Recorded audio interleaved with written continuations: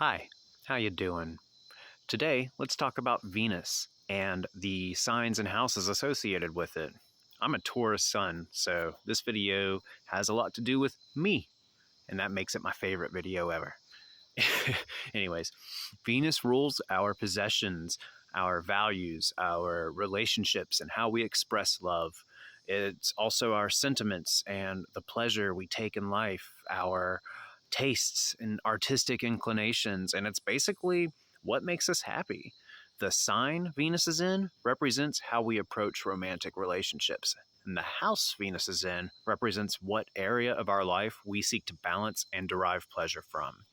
Venus also shows how we like to spend our money and the types of gifts we buy and what we do to relax, our leisure activities. What's really interesting about Venus and Mars is these planets are very closely associated with feminine energy and masculine energy. I mean, their symbols on an astrological chart are literally the symbol for female and male. But that doesn't mean that women are closed off from the energy of Mars or men are closed off from the energy of Venus. We are all multifaceted individuals, and we have the qualities of both of these planets in us, regardless of our natural born identity or our chosen gender identity or our sexuality or lack thereof. It doesn't matter. These planets are in everybody and expressed in different ways. Now, women may be more easily in tune with their Venus energy. Men may be more likely to project their Venus energy on to their partners, but we all still possess these qualities. And especially these days where gender is a much more fluid concept, but that doesn't matter. We all have Venus and Mars within us. It rules attachments to others and attractiveness, which is both our ability to attract and our attraction to other people and things. And a couple fun facts about Venus: it's never more than 45 degrees from the sun. And 1 year on Venus is actually shorter than 1 day on Venus. A year on Venus is 225 days, and a single day on Venus is 243 days. And Venus also has a retrograde rotation. It spins the opposite direction of all the other planets. And we think this is primarily due to it having a very dense atmosphere. And so it has these huge tidal forces that are being affected by the sun's gravity.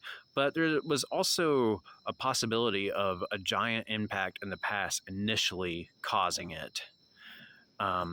When we positively express our Venus qualities, we are compromising, we're making peace, and we're being loving. But when we are negatively expressing our Venus, we are being self-indulgent, self-centered, vain, and superficial. And on to our first sign ruled by Venus, which is Taurus. It expresses Venus through a fixed Earth signature. And so this makes Taurus very focused on physical comforts and values. So Taurus is represented by the bull. And like the bull, we are very calm and peaceful until we get angry. And then we charge. And so it's a pretty apt description, because we prefer stability and security, and we dislike sudden changes. But Taurus is very persevering and strong and tenacious, but we're also stubborn. And we can be determined when we have a goal in mind.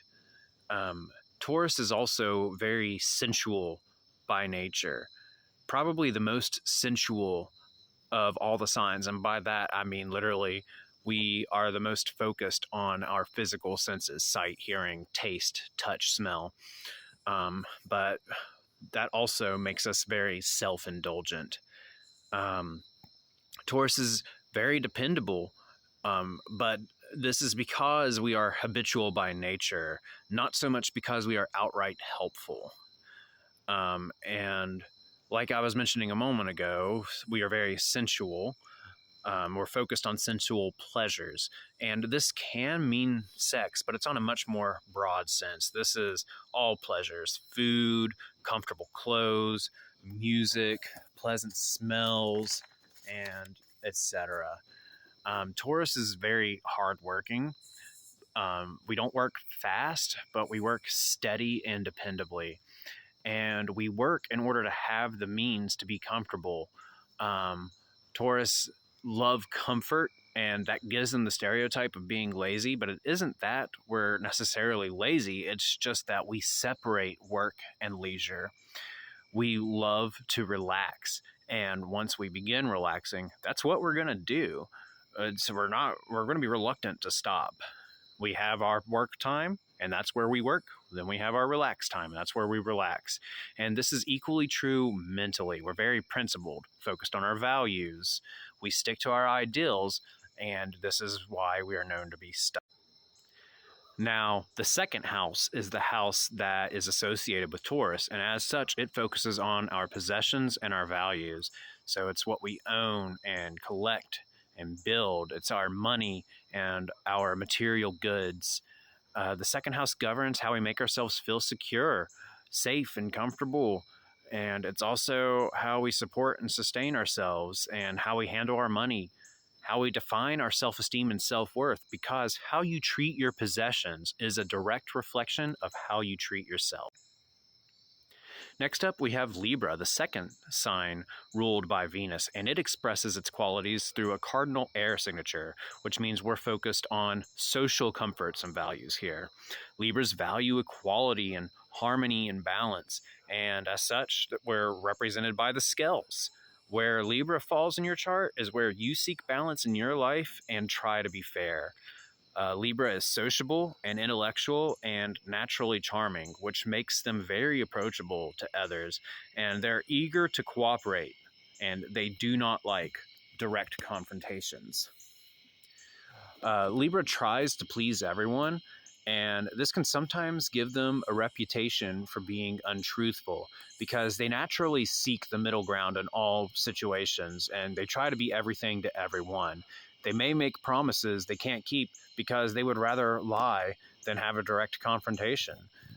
My little brother is a Libra, and he doesn't mean to be. He really tries to be everything to everyone, but he will make promises and then just kind of disappear and hope that you didn't notice, because he has a hard time saying no. He truly wants to help everybody, but he just can't. He's overextending himself all the time, and he just can't tell people no.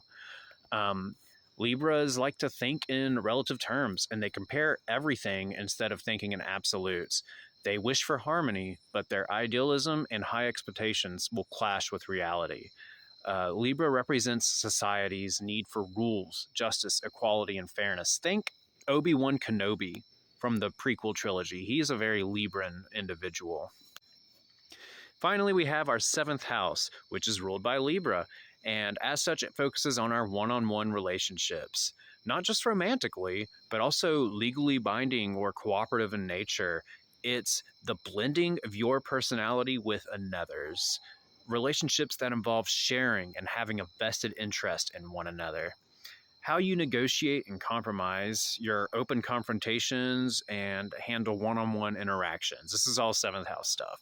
While the 12th house is hidden enemies that you don't know about, the 7th house is actually your open adversaries. So this can be enemies. It could also be rivals, or just, somebody that you're playfully combative with. So it's more than just who your lover is. But the sign on the 7th house shows the qualities you seek in a partner. And placements in this house show your dependencies on others. We seek to understand ourselves through others in the 7th. The 7th house also rules contracts and legal matters and counseling, and how we naturally approach creating harmony in our lives. The cusp is known as the descendant, or the DC, and it represents the western horizon on our chart. The eastern horizon is our ascendant and represents ourselves, and the western horizon is our descendant and represents those who provide us balance in our lives. Well, that took almost the whole time, so you know what to do. Have a wonderful day.